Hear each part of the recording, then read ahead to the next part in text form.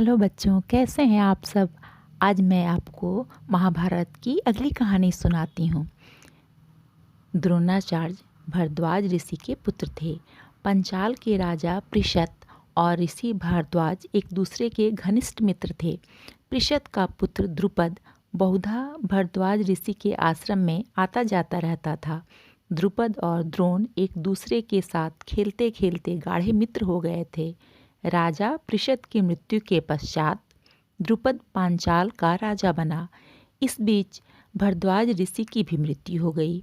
द्रोण का अधिकांश समय विद्या अभ्यास एवं तपस्या में बीतता था। यथा समय महर्षि शरद्वान की कन्या कृपि के साथ द्रोण का विवाह हो गया। कृपि कृपाचार्य की बहन थी। वह बहुत ही सुशील कन्या थी। कुछ समय के बाद द्रोण और कृपि को एक पुत्र हुआ। उसका नाम अश्वत्थामा रखा गया। एक बार परशुराम नाम के एक महान ऋषि अपनी समस्त संपत्ति का दान कर रहे थे। द्रोण परशुराम के पास पहुँचे और उन्होंने परशुराम से उनकी दिव्य शस्त्र विद्या दान में मांग ली। द्रोण बहुत गरीब थे। वे अपने पुत्र अश्वत्थामा के पीने के लिए दूध तक की व्यवस्था नहीं कर पाते थे।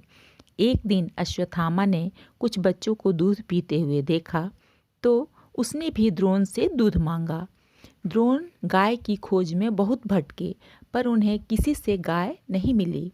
अंत में उन्होंने पानी में चावल का आटा मिलाकर अश्वत्थामा को पीने के लिए दे दिया। अश्वत्थामा उसे दूध समझकर पी गया। ऐसी परिस्थिति में द्रोण ने राजा द्रुपद से सहायता मांगने का निश्चय किया। द्रोण द्रुपद के दरबार में पहुँचे और उन्होंने द्रुपद को अपने बचपन की मित्रता की याद दिलाई। द्रुपद सत्ता और संपत्ति के गर्व में चूर था। उसने द्रोण से कहा, मुझ जैसे महान राजा की तुम जैसे दरिद्र ब्राह्मण से मित्रता नहीं हो सकती। गरीब और धनवान, ज्ञानी और अज्ञानी, वीर और कायर में मित्रता कैसे हो सकती है। द्रोण को द्रुपद के इस अहंकार भरे व्यवहार पर बहुत गुस्सा आया। वे दरबार से बाहर आ गए। इसके बाद वे हस्तिनापुर जाकर अपने साले कृपाचार्य के साथ रहने लगे। बच्चों, कहानी अब यहीं समाप्त होती है। अगली कहानी मैं तुम्हें अगली बार सुनाऊंगी। तब तक के लिए बाय बाय।